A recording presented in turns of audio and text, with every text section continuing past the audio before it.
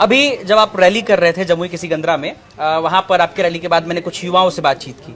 वहां एक युवा ने आपको लेकर के एक बातें कही कि प्रशांत किशोर बाकी नेताओं की तरह एक अलग चीज कर रहे हैं कि बाकी नेता आते हैं तो वो बताते हैं कि वो उनके लिए क्या करेंगे, लेकिन प्रशांत किशोर इकलौते ऐसे नेता हैं जो लोगों को उनकी गलतियों का एहसास कराते हैं कि उन्होंने अब तक क्या गलतियां की है। 13 करोड़ की आबादी बिहार में, कोई एक व्यक्ति अगर आकर कह रहा है कि मैं आऊंगा, मैं ठीक कर दूंगा, तो ये तो लोग सुनते सुनते पक गए हैं पिछले 70-75 साल से।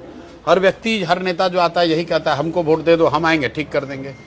हमें आपको कहीं ना कहीं ये स्वीकार करना होगा कि 13 करोड़ की इस आबादी वाले राज्य में कोई एक व्यक्ति, कोई एक दल इसको नहीं सुधार सकता है। जब तक लोग खुद नहीं सुधरेंगे, लोग अपने बच्चों के लिए खुद उनका जीवन सुधारने के लिए प्रयास नहीं करेंगे, उनके पढ़ाई और रोजगार के लिए वोट नहीं देंगे, तब तक सुधार नहीं हो सकता है। कैसे सुधार होगा? अगर आप बालू माफिया को, शराब माफिया को वोट देकर राजा बनाइएगा तो स्वाभाविक है कि जो भ्रष्ट है, जो माफिया है, वो अगर कुर्सी पर बैठेगा तो आपके बच्चों की पढ़ाई की चिंता तो करेगा नहीं, वो तो बिहार में भ्रष्टाचार ही करेगा।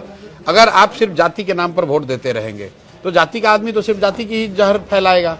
अगर आप हिंदू मुसलमान के नाम पर वोट देंगे तो वो आदमी तो सिर्फ धार्मिक उन्माद फैलाएगा। जो मैं जाकर लोगों को बता रहा हूँ और जो आपने सुना भी होगा सभा में, क्या कहता हूँ कि भाई ये बताओ कि तुम्हारे बच्चों के लिए पढ़ाई रोजगार होना चाहिए कि नहीं, तो हर आदमी कहता है होना चाहिए। चाहे आप अगड़े हैं, पिछड़े हैं, गरीब हैं, अमीर है, महिला है, पुरुष है, जो खुद अनपढ़ है वो भी कहता है नहीं भैया पढ़ाई रोजगार तो होना चाहिए। फिर जब हम लोग पूछते हैं कि अच्छा ये बताओ क्या तुमने अपने बच्चों के पढ़ाई रोजगार के लिए कभी वोट दिया, तो लोग झूठ नहीं बोलते, लोग कहते हैं ना भैया आज तक तो नहीं दिए हैं।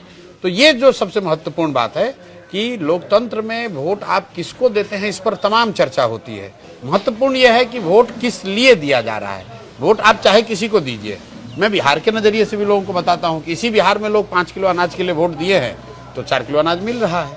मंदिर के लिए वोट दिए तो मंदिर बना, बिजली के लिए वोट दिए बिजली आई, लोग जाति के लिए वोट दिए तो जाति का जनगणना हुआ, गुजरात के विकास के लिए वोट दिए तो गुजरात में विकास हो रहा है। लेकिन लोगों ने अपने बच्चों के पढ़ाई रोजगार के लिए वोट नहीं दिया, इसीलिए लोग यहाँ पर अनपढ़ और मजदूर हैं।